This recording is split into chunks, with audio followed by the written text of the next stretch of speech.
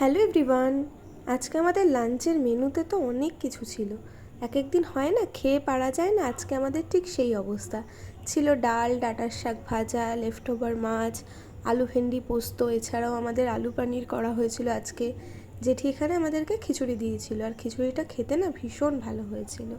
এখানে আমি অল্প পরিমাণে খিচুড়ি খেয়েছি, আর পরে অল্প ভাত খেয়েছিলাম, আর তারপর তো মা পুঁই শাকও দিয়ে পাঠিয়েছিল। Hello everyone. তো আজকে আমি ফাইনালি যাচ্ছি চোখের ডাক্তারের কাছে। তোমাদের কাছে তো অনেক দিন ধরেই বলছিলাম যে আমার চোখটা ভীষণ সমস্যা করছে। কথা বলছি, আমার মনে হয় শুধু মুখটাই দেখা যাচ্ছে, অন্ধকার করে এসছে জানো বাইরেটা। তো যেটা বলছিলাম, আজকে আমি ফাইনালি যাচ্ছি ডাক্তারের কাছে। আর যেটা করতে আমার একদম ভালো লাগে না, চোখে ড্রপার্স দিলে তো ঠিক আছে, যদি বলে মেডিসিন নিতে হবে, ব্যাস আমার কাজ শেষ। আমাকে যদি কোনো অসুবিধা হয়, আমি আমাদের এখানে একজন খুব ভালো হোমিওপ্যাথি ডাক্তার আছে, তার কাছে চলে যাই, সেরে যাই একদম ভালো। কিন্তু চোখের সময় কি করব? চোখ তো আর আমাকে যে কোনো ডাক্তার সারিয়ে দিতে পারবে না। তো এত প্রবলেম করছে, বিশেষ করে কর্নার্সগুলোতে, এই কর্নার্সগুলোতে ভীষণ সমস্যা করছে। তার মধ্যে তো আমি কিছুদিন বাড়িতে ছিলাম না, ঘরটাকে আমার পুরো ডিপ ক্লিন করতে হবে। ছিলাম না বলে ঝাড়াঝাড়ি করতে পারিনি, আর এখন আমার যা অবস্থা, এই অবস্থাতেও আমি ঝাড়াঝাড়ি করতে পারছি না। সত্যি কথা বলতে, এখন আমি যত বাচ্চাদেরকে দেখি না, আমি বলি কি, তোমরা এটা খাও, এটা ওটা খাও, করো, এটা করা ভালো, এরকম ওদেরকে ইনসিস্ট করি। বিশ্বাস করো, আমি যে কি পরিমাণে পস্তাচ্ছি, তোমাদেরকে বলে বোঝাতে পারবো না। ছোটোবেলায় তো একটা রব দেখাতাম, যে যা জেদ করেছি আমি, আর যা ছিল আমার। মাকে বলতাম, বাবাকে বলতাম, এটা খাবো না, ওটা খাবো না, এটা করবো না, সেটা করবো না। ভগবান আমাকে বলছে, করিস নি তো এখন বোঝ কেমন লাগে, এরকম একটা ব্যাপার। আমার যে কি অবস্থা, এখন আমার মনে হয় আমি কেন খাইনি, কেন করিনি, এত পরিমাণে আমি ভুগছি।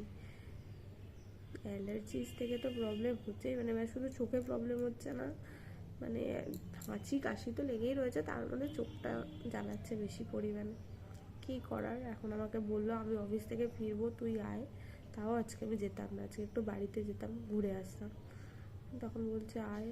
আমি কী করবো বুঝতে পারছি না, যেতেই হবে মনে হচ্ছে।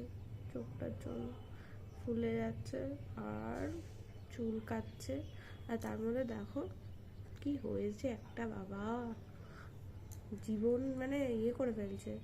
এই গরম পড়বে আর আমার ঠিক শুরু হয়ে যাবে, কি আর করার, যাই। তো এই যে আমি তো ডাক্তারের কাছে যাওয়ার জন্য একেবারে তৈরি হয়ে নিয়েছি, আর দেখতেই পাচ্ছ আমার রাইট সাইডে চোখটা না ফুলে গেছে। অনেক দিন ধরে আমি চোখের সমস্যায় ভুগছি, আর চোখে যেহেতু আমার একটু প্রবলেমস আছে, সেই জন্য না ভীষণ চিন্তা করছিলাম যে গেলে পরে ডাক্তার কি বলবে, সেটাই একটুখানি চিন্তা হচ্ছিল। আর বৃষ্টি তো কয়েকদিন ধরে হচ্ছেই। ও অফিস থেকে এসে ট্রেন থেকে নেমে এখানে আমার জন্য দাঁড়িয়েছিল। এরপরে ডাক্তারের কাছে গিয়েছি, আর আজকে প্রচুর সময় লেগেছে। কি বলবো, এত সময় লেগে গেছে বলার বাইরে। এরপরে তারপর বাড়ি চলে এসেছিলাম। এখানে একজনই আমাদের পাড়ার দিয়েছিল পুরীর প্রসাদ, সেটাই আমরা খেয়ে নিচ্ছিলাম। আর সন্ধেবেলা চাটা আজকে কিছু খাওয়া হয়নি, বাড়ি এসে একটুখানি বিস্কিট খাচ্ছিলাম, আর বলছিলাম সবাইকে যে কি কি বললো না বললো ডাক্তার, সেটাই বলছিলাম। বললো যে চোখে ইনফেকশন হয়ে গেছে আমার, আর মেডিসিনও দিল, চোখে ড্রপারও দিল। সেটাই আর কি করা যাবে, এখন হয়েছে তো সেভাবে তো চলতে হবেই। এরপরে ও একটু বেরিয়েছিল, বলছিল যে স্যুপ খেতে ইচ্ছা করছে, তো স্যুপের বদলে দেখছি মোমো নিয়ে চলে এসছে, বলছে মোমোও খাওয়া হবে আর স্যুপ তো সাথে আছেই। সেই জন্য এখানে মোমো নিয়ে এসেছিলো। আমাদের পাড়াতেই দোকানটা হয়েছে, সেখানে 3 রকমের এখানে চাটনিও দেয়। একটা তো শেজওয়ান আর টমেটো সস দেয়, আর একটা সাথে গ্রিন চাটনি দেয়, এত ভালো হয়েছিল খেতে। আর এই যে তার সাথে স্যুপও দিয়েছিল। বৃষ্টি হলে না, বৃষ্টির মধ্যে গরম গরম মোমো খেতে তো খুবই ভালো লাগে। তো এই ছিল আজকের ভিডিওটা এখানেই শেষ করছি। তোমরা সবাই খুব ভালো থেকো, টাটা।